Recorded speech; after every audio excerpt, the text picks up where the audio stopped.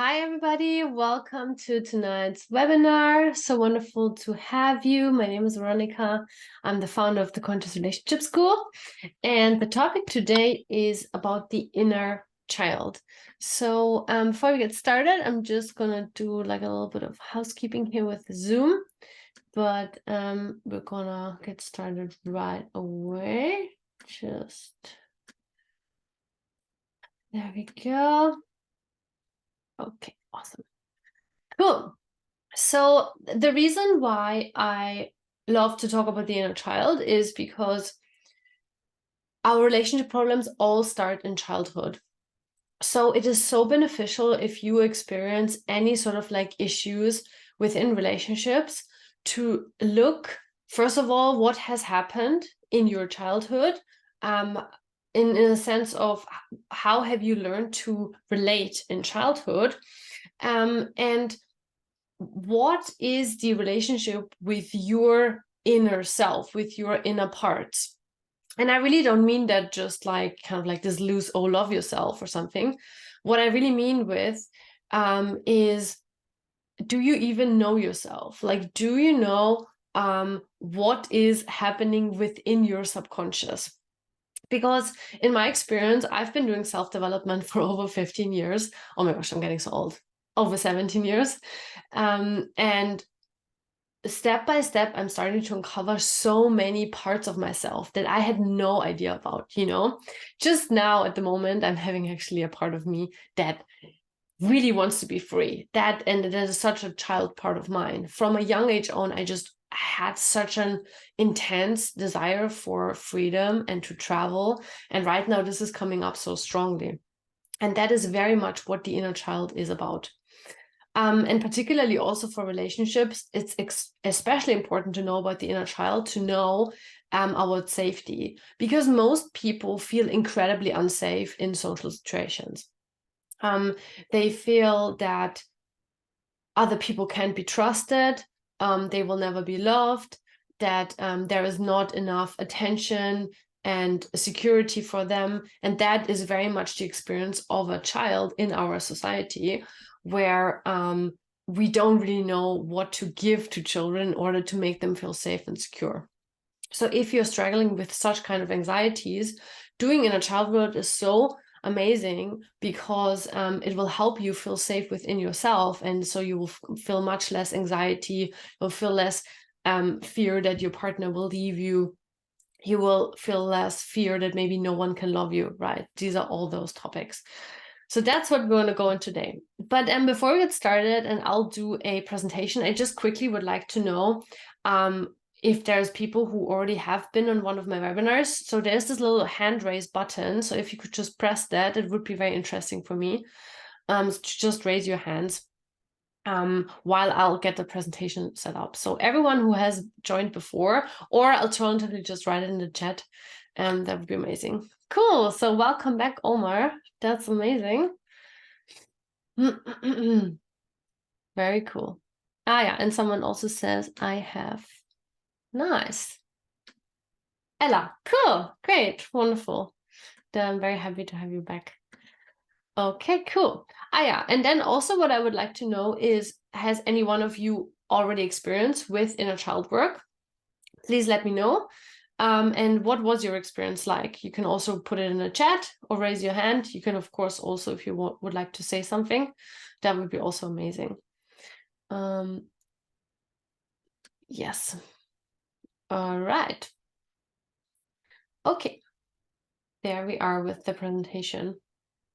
So as I said, I've done inner child work for years, and I'm still doing it like all the time. And I have been able to cultivate a positive relationship with little Vroni. That's what we call her, my husband and I. Little Vroni is my inner child. Vroni because I'm from Germany originally, and in particular in the south, in Bavaria. Veronica's nickname is Froni. Maybe there's some Germans here, maybe you know that. Yes, and so it's really helpful, obviously, with your inner child if you had some sort of like child's nickname.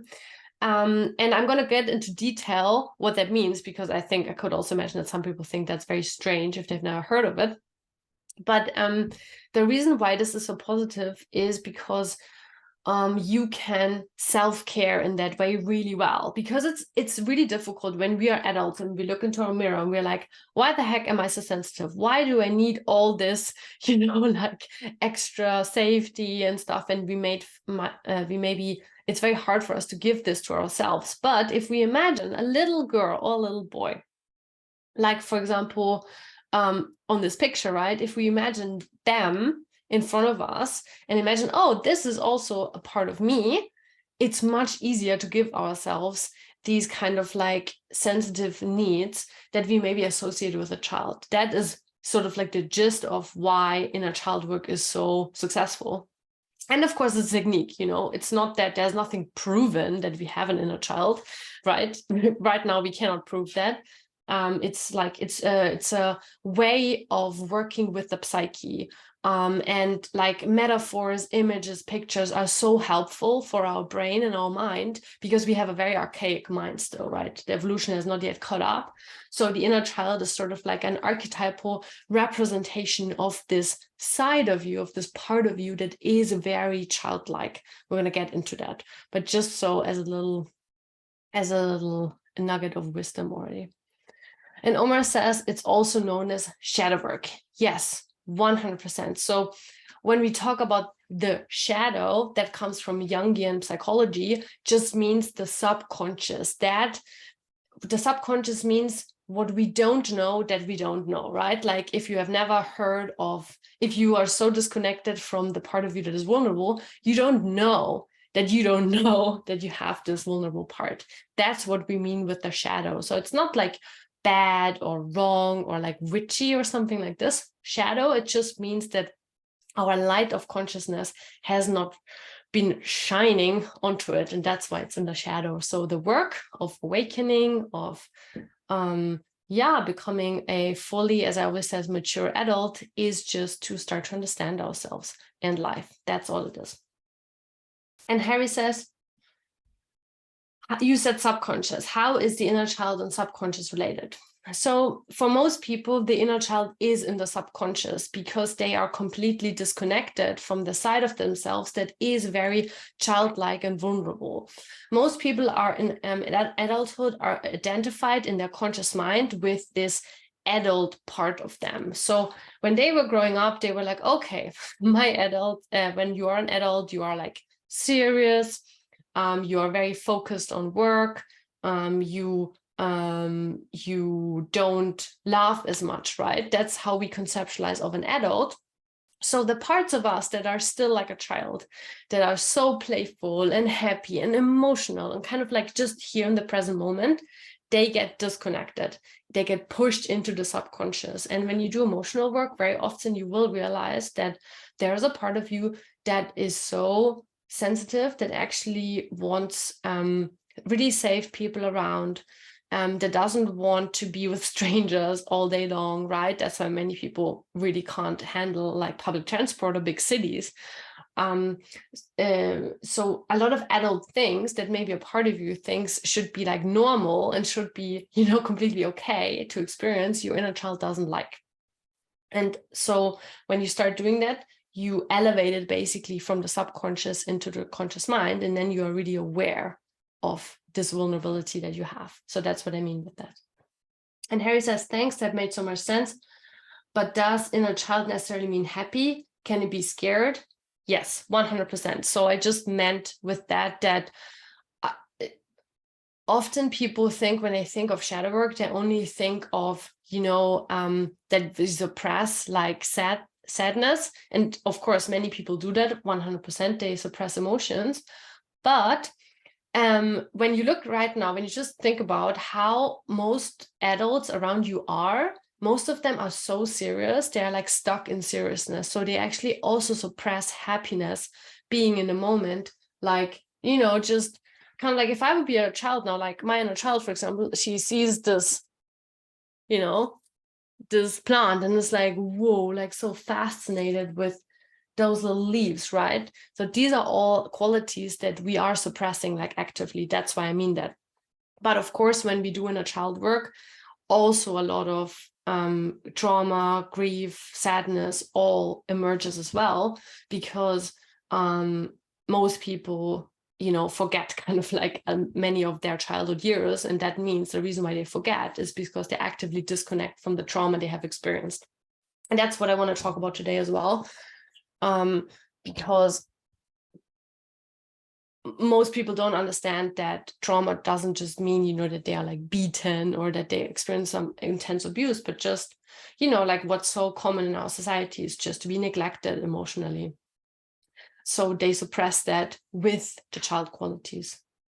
And Harry says, I got it. Thank you so much. Oh, you're so welcome. Thank you, Harry. And Mary's Finn says, when I have negative self-talk and self-hatred, I think to myself, would I speak to my inner child like this? And then I apologize to myself and my inner child and treat us with care and love. This is so beautiful, Marie, and I'm so happy that you say this, and I'm so happy for you that you do this, because that's exactly what it is. Like, I always tell my clients exactly that, because people talk to themselves like terribly, right? They like say, oh my gosh, you're horrible, like you're all so lazy, I can't believe this, oh my gosh, you ugly cow. That's literally how people talk with themselves in their minds. And it is much more difficult if you imagine that you would talk like this to your little nephew, even to your physical child. So you can imagine the same with your inner child. So that's beautiful. And Claudia says, I'm sorry, I'm new here. Where can I ask? So if you have questions, just put it in the chat. Otherwise, you can also raise your hands and ask it in person. I will unmute you. Okay, guys. So let's get into it now. So that's the agenda for today. So what is the inner child? Benefits of inner child work, how to connect you to your inner child, and how to take care of your inner child. And I just wanted to say, because I gave this webinar like a few months ago and someone was like, kind of like expecting, to know how to heal yourself. Like, this is deep work, So I want to give you today in this webinar an overview to help you understand, but this is a work that you got to do with yourself. That is the premise here. But as I said, it's so rewarding and you'll get so much out of it. So I hope that you learn a lot. And if you would like to also join this presentation, you can do so here. It just means I'll ask some questions, you can answer them. So scan this QR code or go to menti.com and enter the code. And then you can be part of the presentation as well if you like. And the instructions are always up here. Yes, and so for those of you who don't know me, so my name is Veronica and I'm a relationship coach, and my background is emotional healing. That's why I know so much about the inner child. So I was trained as a completion process practitioner by Teal Swan, and I was doing basically inner child healing, trauma healing with people for a few years. And it has been so beneficial for me in relationship work because, as I said in the beginning, emotional topics play such a huge role in why people have relationship problems. So, and that's also why I want to teach this today, because very often, when you feel that there is a lack of connection or intimacy with your partner, or you feel that you can't really open up or they can really open up, it's actually an inner child problem and can be addressed with this modality. That's why I found it so helpful.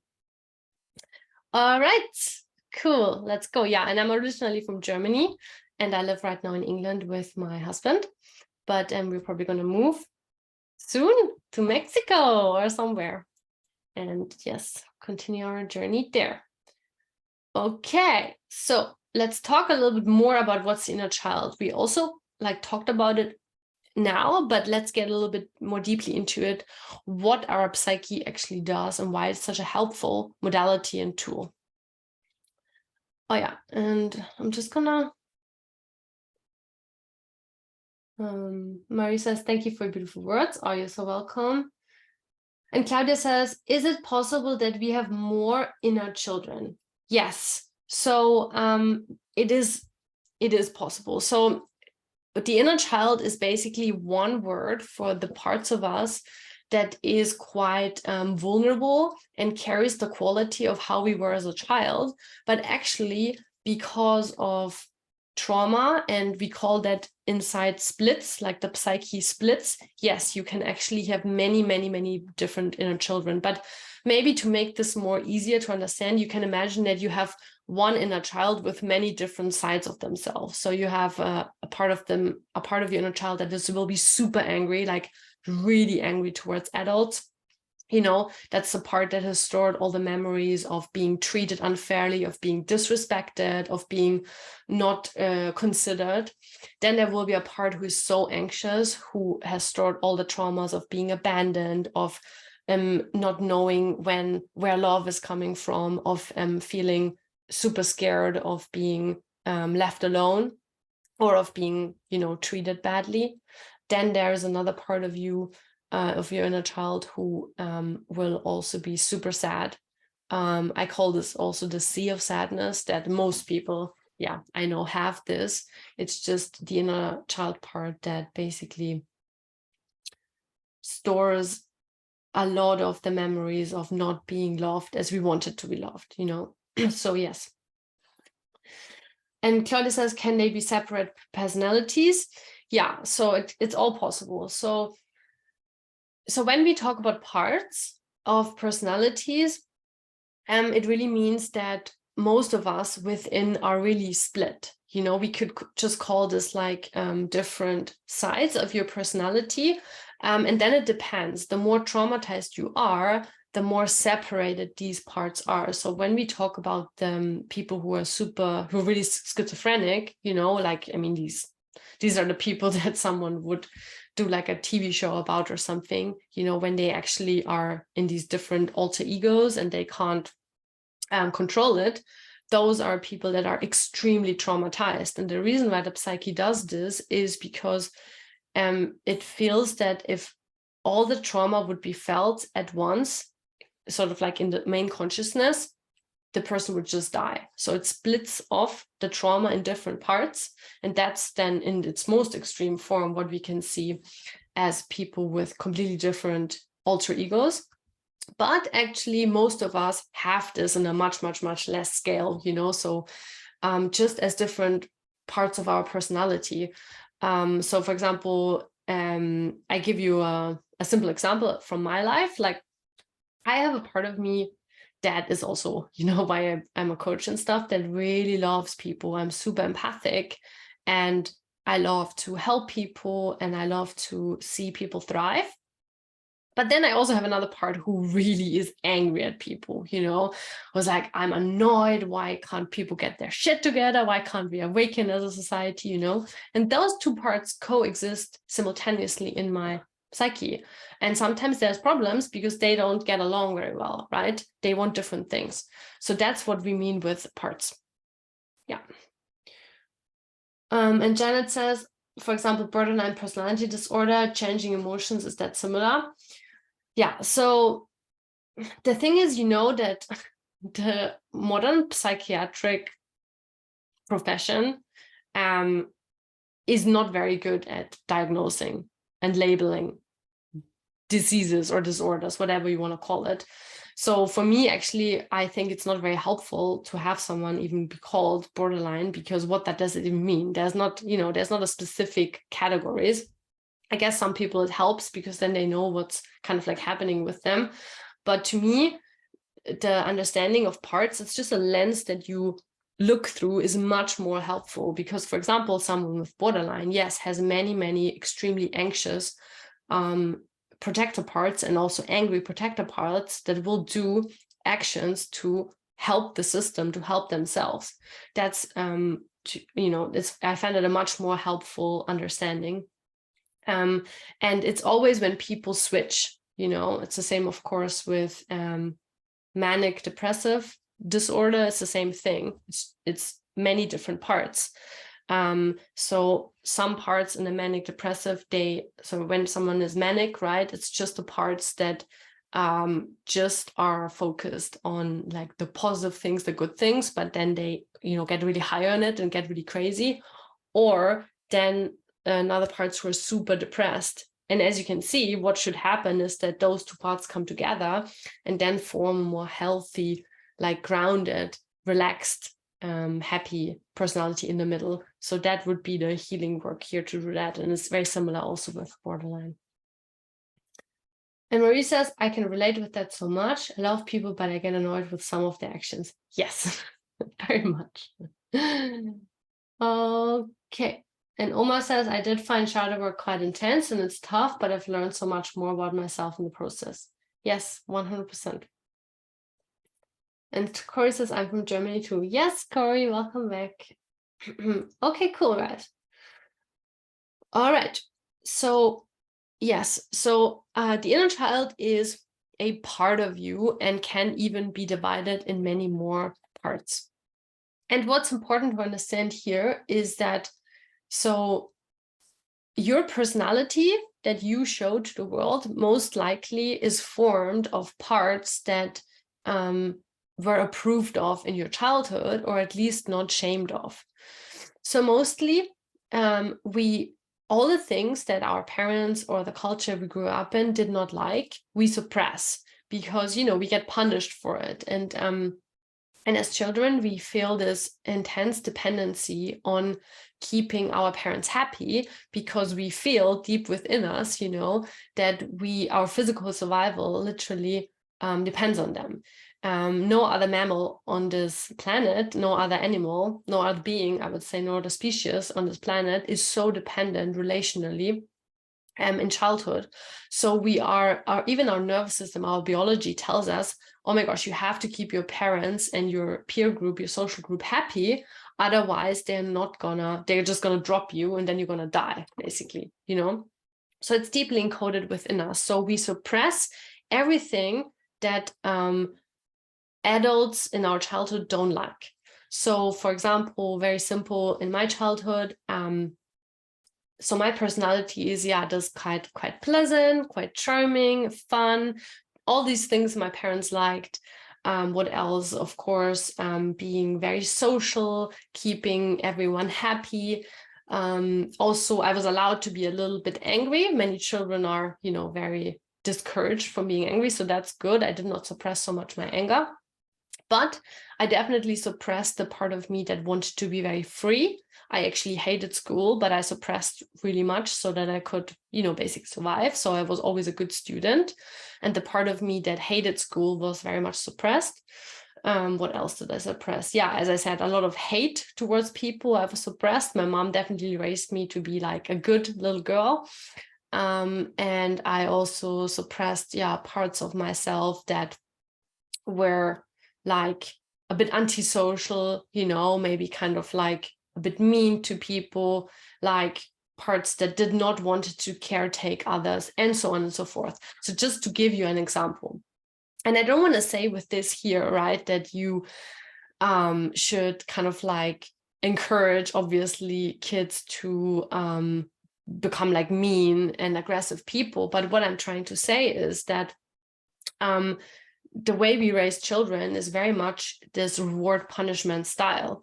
And the problem with suppression, apart from that, you know, it literally creates physical symptoms within your being, right? Like you're holding your body. That's how you suppress parts of yourself. And then you get all tense and it's not good. And you can even have like, you know, like physical symptoms like pains in your body and stuff like this. But the other reason is also that these suppressed parts have always very positive traits that then you don't have access to in adulthood. Like, for example, so many people have problems with boundaries. They can't say no because constantly in childhood, they were taught that it's bad to be a bit aggressive. You know, it's bad to say no. You have to always do what adults want from you. So that, and so on and so forth, you know. Some kids even the parents don't like it if they're too happy or too silly or something, so they even suppress their joy, and then as adults they don't have access to any joy within them. So that's why I'm advocating actually for this to change, you know, that we parent in a different way. Right. Okay, so this was about parts. So the inner child is one of those parts.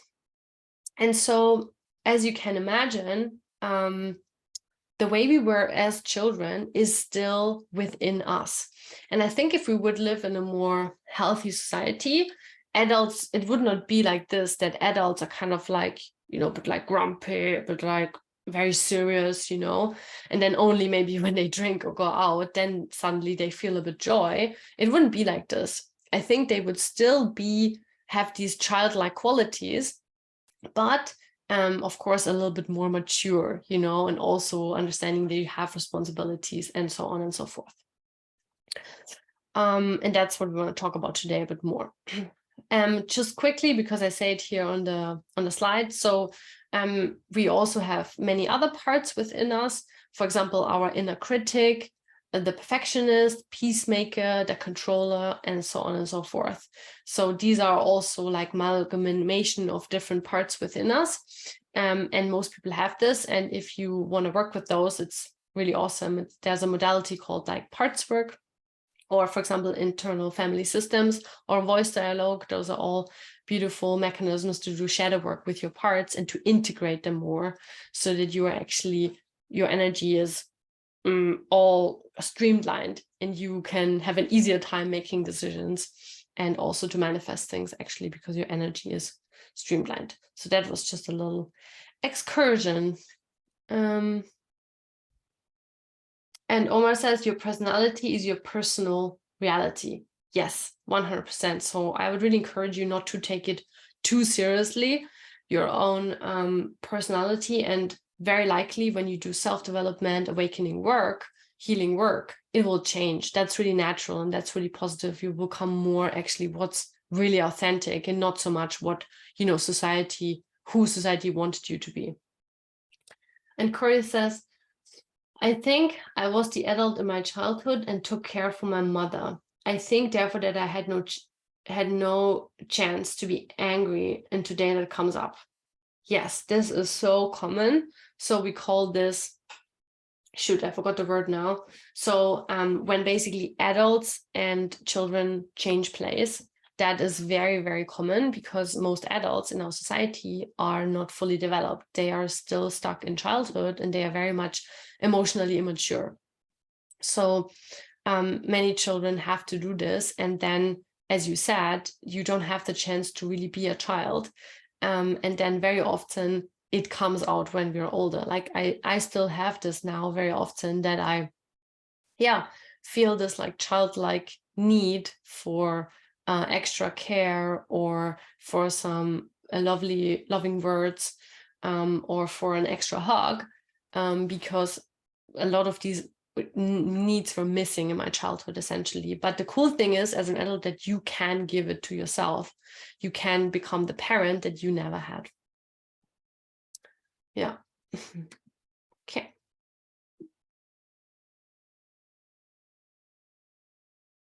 Yes. So what is so helpful is when you have a picture of yourself as a little girl or a little boy, that you put this out and put it in a prominent place in your house. And just as you live your life, look at it and start to remember how you were as a child and what was real about you and what was the essence of who you were. And that is so beautiful, as I said, in order to take care of yourself, but also to connect again with those innate childlike qualities that you have, because it is so healing and so helpful. And very often when people say, oh, I almost can't remember any part of my childhood, as I said in the beginning, it is because of trauma, because you start suppressing memories when they are too painful. This can really help when you just put a picture of yourself and you try to really connect with the picture. It can really help for you to remember softly and slowly things that happened in your childhood. And that's the only way that you can, heal and develop, is if you remember. I know that there are some modalities that say you shouldn't remember, and I don't agree with that, because there's a reason why we are able to remember. And only if you actually feel the emotion can you heal it. But of course, if you have experienced very intense things, I'm not saying that you should like force yourself anything like this. It would be really good to do it with someone that can support you in this time. But if you are someone that says, okay, I didn't experience like something super intense, I had like maybe like a childhood where there was maybe some, that my parents didn't have enough time for me, stuff like that, I would really encourage you to do that.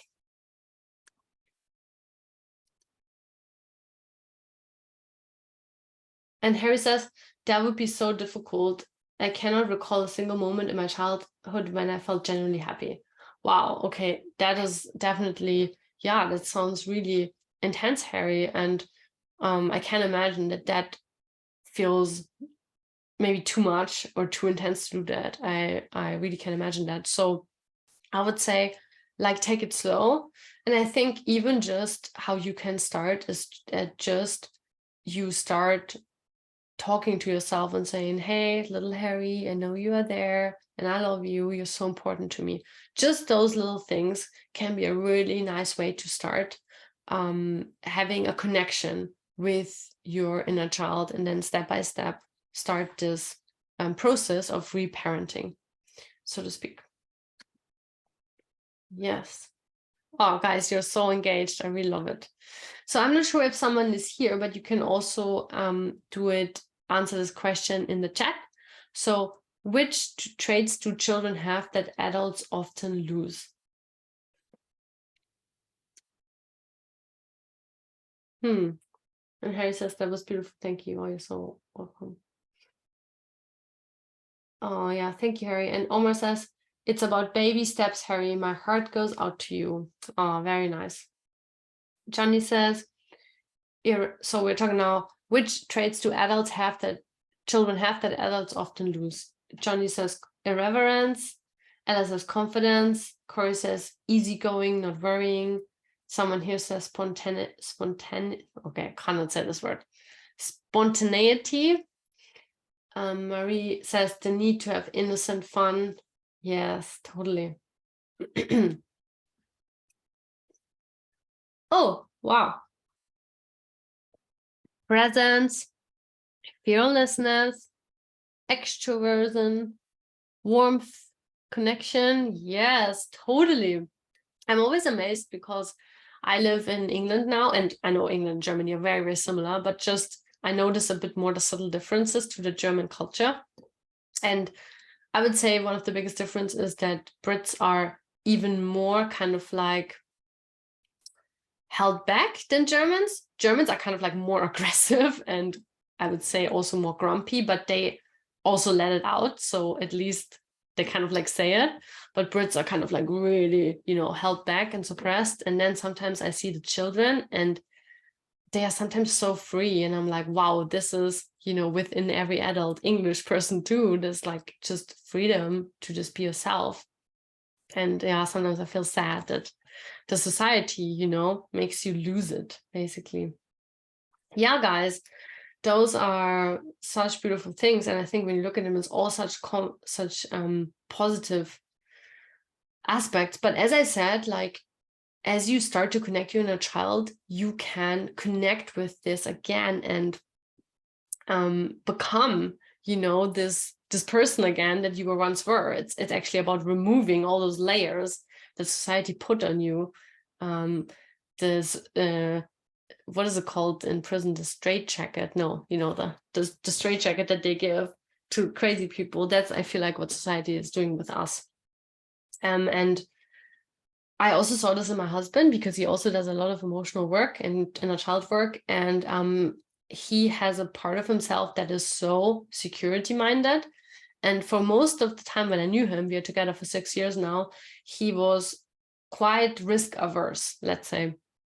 And then the other day now we were in the Go Ape, which is like a treetop challenge. So you climb around the trees with, your climbing belt and stuff.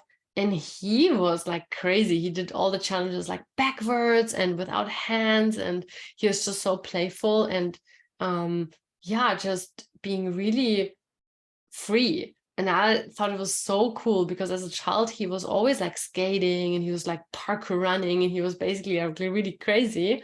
And this part now is coming up again, in a very, I would say, integrated way. He's not like stupid, but he's doing calculated risks, which I think is so healthy also for adults. So just a little story.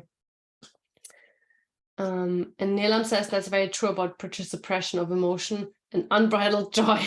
Yes, totally. I mean, and then when they are in the pub, on Friday, you can see such a switch. Then everyone feels like they are allowed to suddenly be loud and laugh and all that stuff because they have drank a few beers. It's crazy to me. Yeah. So my husband and I actually started to, not drink anymore. And it has been a really interesting journey for us. Actually, it's not true. We're going to go on a festival next weekend, apart from special occasions, but kind of like the, just the weekend going out, we start to do that. And Omar says society makes us become prisoners in our own minds. Yes, 100%. This is my big journey, is to become a free human. Yes. Oh, guys, this is an awesome webinar. I have so much fun. I think you're all awesome and very awake, and it's beautiful. And who is also beautiful? This little munchkin. Oh, so cute. Yes. I love to make this webinar because of all the cute pictures. Yeah. So what you just have said is so beautiful. And maybe some other qualities that children have is play, wonder, being so fascinated because they see many things for the first time. Super curious, super creative. Yes, very innocent. Someone I think said innocent before. Honest as well. Man, I find it so refreshing, when they just say it as it is. They have a lot of imagination. Someone said, yes, being in the present moment. And of course, then the inner child later has a lot of suppressed desires and interests. So, for example, if maybe some of you are in the situation that you find it really difficult to know what you're passionate about, that is about suppression, because no child has any issue with no whole and healed child, let's say, maybe a traumatized child, but a healthy child has no issue to know what its interests are. It's just naturally flows to the things that it loves, and that's what it does. And also the inner child then has all the trauma that belongs to your childhood that you have not healed yet. Yes, so that is the child self within the inner child. And as I said, like the cool thing is that you unlock all these beautiful qualities of the child, but you also step by step can heal trauma that has happened within your childhood. Yes. All right. So let's talk a bit about the benefits of the inner child work. So yes, I talked about this already. So maybe one thing is also to heal the dysfunctional patterns. So again, it's just, a way to conceptualize of life. As we say, we can't prove that it's true that we have these parts, but I found it such a helpful modality. And when you think of dysfunctional patterns that you're struggling with now, it originates in childhood. So let's say, again, a common topic that British people have, a common issue is that they really struggle to set boundaries, that they can't say no. And most often to set boundaries with their own family, with mom, with the dad, with relatives, because that is literally your inner child still thinking that it is very little and that it has to appease the adults. So again, to give a personal example, this is also my big topic that I'm working on again and again. And one of the people in my family that still I struggle so much to set boundaries with is my aunt. And she used to be my kindergarten teacher. And still to this day, I find it so difficult to tell her, look, auntie, right now, the way you talk to me is very disrespectful, or you're not asking me any questions. She's quite a narcissistic person. It's so difficult for me to say it, because as soon as I'm with her, now I'm like, yes, I'm an adult, I can coach you, I can say all these things. I feel really grown up. But as when I'm with her, I just feel 5 years old. And this is so difficult to get out of. So this is part of my work, is to help little Veronica within me to realize that she is not actually, or that I am as a whole person, I'm not 5 years old anymore. I'm actually 32. I'm a full-grown adult, and I don't need to behave around my aunt like a scared little child because she has no power over me. And of course, my goal is to set boundaries with her in a loving way, but to know that there's no need for me to appease her. So that's, as you can imagine with this example, that's how these dysfunctional patterns can be healed. Because if you have this feeling that someone has so much power over you and you can never get out of it, that's a child's way of thinking. That is your inner child not becoming aware that you are a full-grown adult with a lot of resources. And when you actually realize this, you start to understand what Oma said so beautifully, that the prison is mostly in your own mind, that's what's keeping you captive in these patterns. But yeah, I totally understand. I find that also this is, yeah, she's really my end boss. So I'm working on it for many years. And then hopefully at some point, when I have, and that's also one of my notice points, when I know that I have overcome this, then I know this, that I will have healed a lot of the stuff that has held me back in my life. Yes. And Janet says, I can relate to that. I have family members where I feel insecure, can't say no, etc. It makes me feel trapped. Yes, 100%. And it's really cool also that you say this word trapped, because that is a feeling that so many kids have, also because of the way that we parent in our society, you know. It's very much a childhood that feels like imprisonment, where you basically you always have to do what adults tell you. You have a very sort of like small life that is where basically from the moment you wake up until you fall asleep, someone will tell you what to do. And children, especially when they're little, they need safety. So it's good to give them a framework. But at the same time, I really don't like how we basically treat kids like prisoners, you know, with the school system as well. And the problem with this is just that they get used to it, and they start to build their own prison in their mind and become very unfree people. And so I think when I'm a parent, I would be okay with my kids being a little wild, you know, and maybe opinionated, and not always, you know, do what I say, but they also become strong and healthy and free people that will not just be scared of any authority that is in front of them. Yeah, that would be my way of doing it. And Corey says, I have the situation with a girlfriend to say no, and on the other hand, I have the need to be close to her. Yes, and that is exactly the thing, right? Because so often in childhood, what we experience is that if we say no, the adults that we depend on will remove that off. That's how, you know, parenting very often works, right? No, mommy says no. If you don't do that, then you can't come to dinner, or you have to go to your room, right? That's removing love from the child. So I just think it's not worth it, because it damages kids so much. And I think there's other ways that you can create a harmonious life. Not saying that the kids should, you know, be like little tyrants and you should do what they say, but that you can find a way to be in partnership with them, so that you don't have to order them around, you know, and treat them like dogs, but you can, yeah, be in partnership with your child, be respectful, and treat them with love, essentially. Yes. And then what I also talked a lot about today is to get closer to your core essence. Another benefit is also to reestablish your inner compass, because if you feel totally lost in life, it's also because your inner child has this natural inclination of, you know, what is your passion. So it can be so beneficial to understand again what is actually that you came here to do. And then, of course, to understand your own needs and to find your genuine joy. So beautiful benefits of inner child work.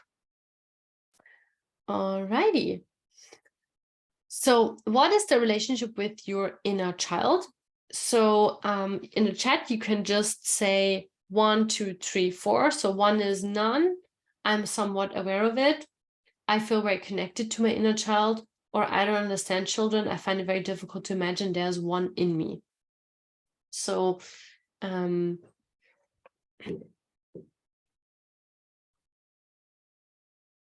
Okay, someone says, I'm somewhat aware of it. 2 people, I'm somewhat aware of it. 1 person says, I feel very connected to my inner child. Yay! That's amazing. And in the chat, Johnny says, I'm somewhat aware of it. So Claudia, so how Menti works is that you can join the presentation when you go to menti.com and use the code here. So it's like a kind of like a participatory, I don't know, presentation, but you can also just answer in the chat. Just say the number 1, 2, 3, 4 for the answers. And Corey says, I love children, but my own, I have 3 and I often forget. Yes, yes. Harry says 4 and Charles says 3. All right, awesome. Yeah. And Omar says, for me, it sometimes goes through phases. Some days I'm more connected than others, but it's very much an ongoing process. Yes. And Claudia says 2 to 3. And Johnson says 1. Yes, totally. And Charles says, I try to talk most days or several days a week to inner child and listen to what she's saying. Great. That's beautiful. That's also a very simple way to just connect with your inner child. Awesome. Yeah. So, yeah, for those of you who have said like no relationship, maybe this can be today a little bit of inspiration. And as I said, if you put like a little picture of your child, of you as a child, and you just start to imagine what this little boy or girl was feeling, how they're doing, you know, that can be a beautiful way to start. It's also helpful if you have your own children, if you already have own children or maybe nephews or something, that you start really looking at them and imagining that that was you. Yeah, and if you are struggling to understand children, I would say spend time with them. I would say this is probably like the best thing to do, because usually the reason why you can't understand them is because you are so disconnected with your own inner child. So spending time with them and just understanding how they think can help you to unlock this quality within you as well. Or alternatively, and this is not a medical advice, but maybe you could try a little bit of mushrooms or something to unlock a little bit your yeah, just your mind to get out of this box. Because usually, as I said, we get trained to be just a very small part of ourselves, something that we think how an adult should be in adulthood. And a lot of this is literally in the drawers of our mind. So sometimes psychedelics can be a cool way to do this work like a little bit faster. But as I said, you know, I'm not like a doctor, I'm not recommending anything, but these are things that many people help. And Claudia says, one of my parts is always crying. Yes. So I also have such a part. I call it the sea of sadness. And it's literally feels like it's just always there, because there's so much sadness just from, you know, all the disconnection I've experienced. And I'm, you know, quite kind of like a usually happy person, but I can always feel it a little bit there. And yeah, and sometimes it's really good to express it and just to let yourself cry, because that's how you also can process these emotions. And Neelam says, I re-met my inner child recently after a long time being disconnected. So I'm slowly starting to get to know her again. Wow, that's so beautiful. I'm so happy for you. And yeah, I think it's so beautiful because they're usually so cute. And what I realized is that my little Veronica, she just has such a good humor. Sometimes she just cracks up about really small things. So I'm also learning to find like small things funny again, which is just so healing. And Charles says, I also sense my inner child through felt senses in body and sometimes through a type of dream, how she gets my attention. Yes, so that's how the subconscious is talking to us through dreams. So that's really beautiful when you listen to that. And yes, actually the, you know, children are very much more in their own bodies as we are. So it's really, really good if you start feeling your own body. That's a really positive sign. And Harry says, psychedelics gonna be huge. That's an investment advice, not medical advice. Hey, hey. Yes. Yeah, I mean, it's just one of those things where there's a reason, you know, why they are there's a reason why they have been used in native cultures for like thousands of years, because as I said, the mind prison is really strong, and it just is kind of like a quick way. But of course, you know, I'm not saying that there's also dangers there, you know. You can also it can also unlock quite dramatic things too quickly, can also happen. So yeah, I'd always recommend to maybe do it with a shaman in a ceremony, or in a more, or even now I think they are yeah, they're even starting to do therapy with like psychedelics, which I think is awesome. And Omar says, Peter Crone says that life will present you with people and circumstances to reveal where you are not free. Yes, 100%. That's exactly what it is all the time. So I regard people that really piss me off as my spiritual teachers, when I'm like, wow, there's some big piece of work that I need to do, like my aunt. And then sometimes I feel very grateful that they are, but sometimes I'm also still annoyed, so still got work to do. And Char says, she also brings attention to my heart, replacing all the years in my head. I try to carry people I love in my heart region. Very nice. It's a deep work to activate our heart center, and very, very important in these times, because society is very disconnected from the heart. Corey says, sometimes my inner child is very sad and I don't know why and to help. So I would say that, first of all, we don't always have to know why they are sad, because as I said, they usually carry sadness from like years and years and years. So just when you are there and allow her to be sad, and do self-soothing, which literally means just to hold yourself, do something nice like a bath, listen to some nice music. Imagine that you are the mother to your child that you always wanted, like a really caring, considering person who loves you for who you are in that moment. And then it's not so necessary to always understand what's going on in that moment, except for when you know there's a really present situation, like like an abusive relationship or a horrible work situation that triggers these emotions. And then of course it's a sign to do something about it and to change it. Yeah. All right. So guys, we have not so many minutes left, so I'm going to go a bit quicker, but I want to say thank you so much for all your participation. I think it's so valuable, and it makes me so happy to know that so many people here are doing this deep work. That's really wonderful. Yeah, it's really, really cool.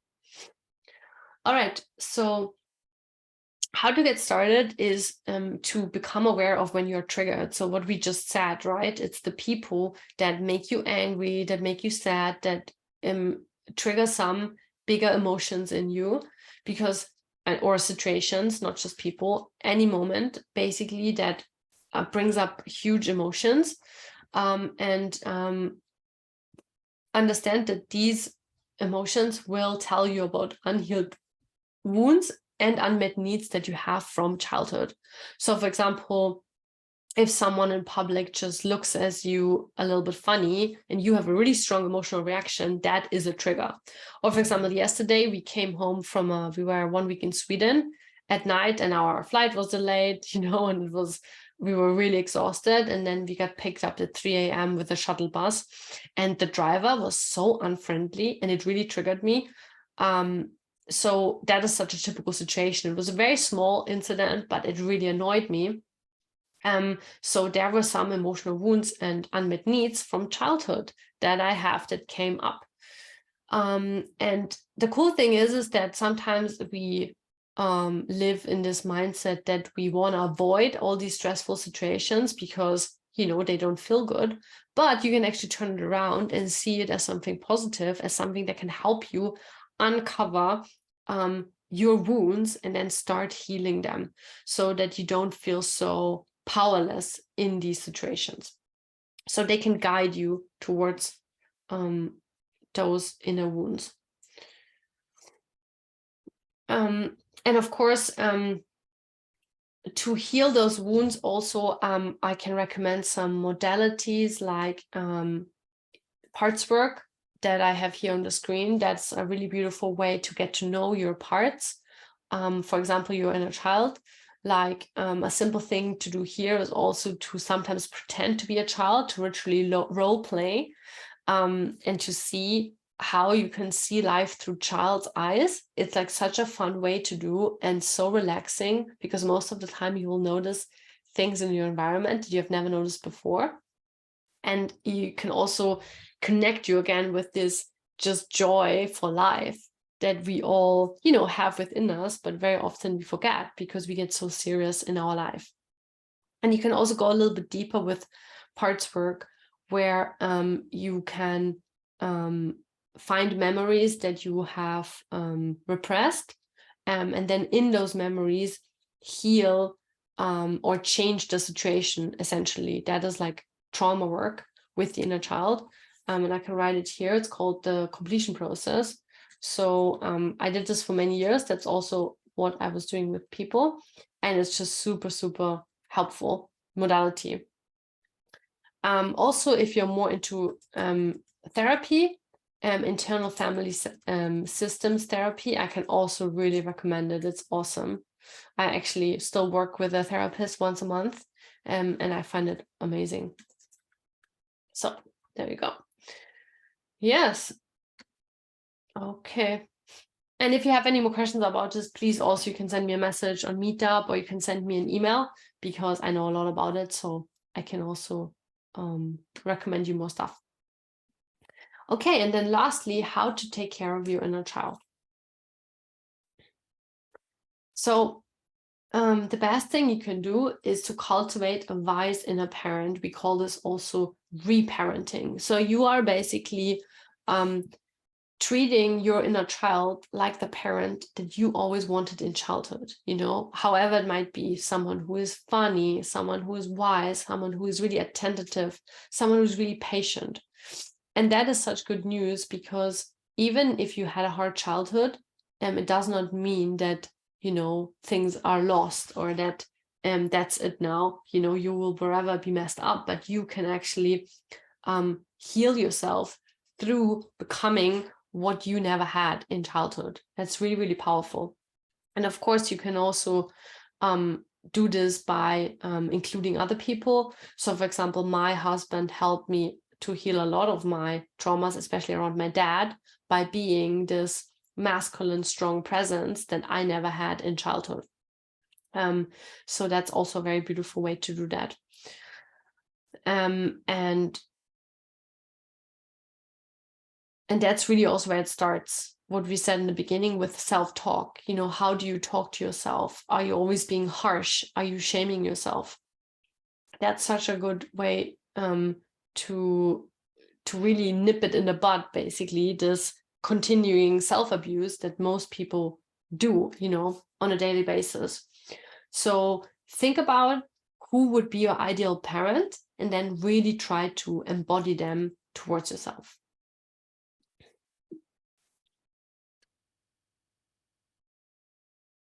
Okay, cool. Great. So that was the presentation. As I said, this is such a big topic, and especially, of course, healing the relationship with your inner child is a big thing. So I couldn't go too much in detail with this. And this is also very much, if you want to do very deep work, I would recommend really going through a therapist. If you're interested to maybe work with me or join one of my programs, which I'm going to release very soon, around how to create amazing relationships, that is something that I do with my clients kind of like on the side. Yeah, this is really good. I actually love to work with people that first have done therapy, and then they want to sort of like first they lay the foundation with doing deeper work, and then we can do like, you know, like the fine art on the house. We can actually make sure that now that you feel strong within yourself, now you can find a partner that you can create a super awesome relationship with, and further heal those traumas that you have experienced in childhood. Cool. Oh yeah, and Omar says I went through schema therapy, which helped. Yes, 100%. Schema therapy is also in the lines of this. So again, another modality. I'll also put it in the chat for everyone, schema therapy. Cool. So if anyone has any like a last question, I'd be happy to answer it. Otherwise, I just want to say thank you guys so much for participating. So such a rich exchange. I really appreciated it. And yeah, it was wonderful to have you. And I wish you just all the best on your healing journey. And yeah, good job.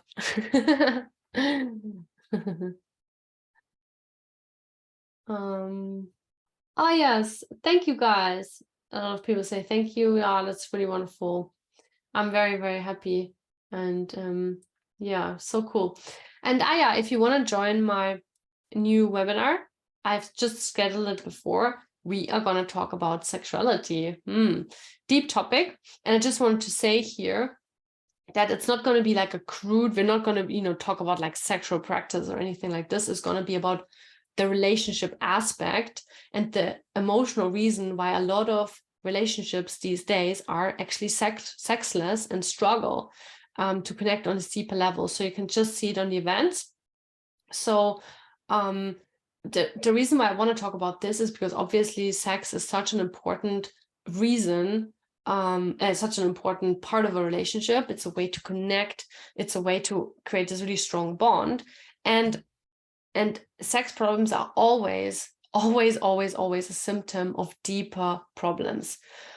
So and it's right now, it's really like everything comes together because women obviously have a lot of sexual trauma and shame. Also men have sexual trauma and shame. Then women are very disconnected from their own bodies, from their own pleasure. They know almost nothing about female sexuality. Then women also unfortunately unconsciously use withholding sex as a way to control relationships often. Then for men, a big topic is the nice guy syndrome, feeling emasculated, feeling disconnected from their masculine power, not knowing how to express their own needs.